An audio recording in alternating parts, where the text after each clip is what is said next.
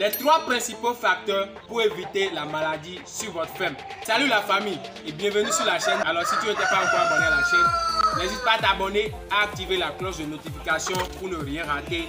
Et on commence. Donc les amis, il faut savoir que pour éviter la maladie sur votre ferme, il y a 3 principaux facteurs qui doivent entrer en jeu. Et parmi ces facteurs, nous avons la densité, l'hygiène de vie et l'alimentation. Ces 3 principaux facteurs doivent être respectés, sinon vous allez attirer la maladie sur votre ferme et vos poulets risquent de tomber malades. Donc nous allons développer chacun de ces facteurs. D'abord, nous allons parler de l'alimentation. Il faut savoir que vous devez bien alimenter vos sujets. Et quand pas d'alimenter vos sujets, il ne suffit juste pas de mettre de la nourriture gâtée, des trucs gâtés au sujet, non. Et il faut donner la qualité et la quantité. Il y a d'autres qui se concentrent uniquement sur la quantité et laissent la qualité. Et il y a aussi d'autres qui se concentrent uniquement sur la qualité et laissent la quantité. Non. Les deux vont de pair. Donc si vous voulez éviter la maladie sur votre ferme, vous devez donner la nourriture en quantité et en qualité à vos sujets. Parce que vos sujets doivent bien manger pour être en bonne santé. Donc le facteur alimentation, c'est très important.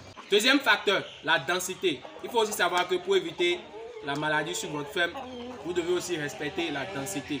Et déjà, je vais vous donner un bonus. Il faut savoir que si c'est des reproducteurs, il faut faire, bon, je vais vous dire, 5 ans, il faut respecter 5 sujets par mètre carré. 5 sujets par mètre carré, c'est déjà bon pour la densité. Donc, respectez cela. Ne serrez pas trop les sujets et aussi ne laissez pas aussi trop d'espace. Mais il faut respecter la densité que je viens de donner. 5 sujets par mètre carré. C'est important, les amis. Alors, les amis, le troisième facteur, c'est un facteur qui est vraiment très important. L'hygiène de vie. Si votre poulailler est sale, vous allez attirer des maladies. Ça, il n'y a pas. Parce que les microbes aiment ce qui est sale.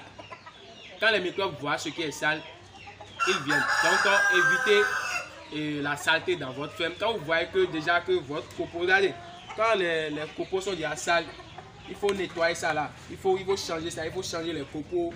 Et pourquoi pas aussi ne pas désinfecter.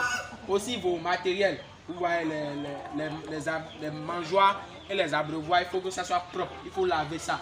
J'avais fait une vidéo, dans les vidéos passées, je vous ai montré comment il faut laver votre abreuvoir. Donc, il faut laver les abreuvoirs. Les mangeoires doivent être propres. Les abreuvoirs doivent aussi être propres. Et aussi, regardez les murs. Vous voyez comment c'est propre. Regardez, il faut filmer ici. Vous voyez comment c'est propre. Donc, il n'y a pas de déchets. Et quand les copeaux sont sales, comme je l'ai dit, il faut laver tout ça, il faut changer. Et je pense qu'avec ces 3 facteurs, c'est bien bon. Donc, je vais vous récapituler ces facteurs.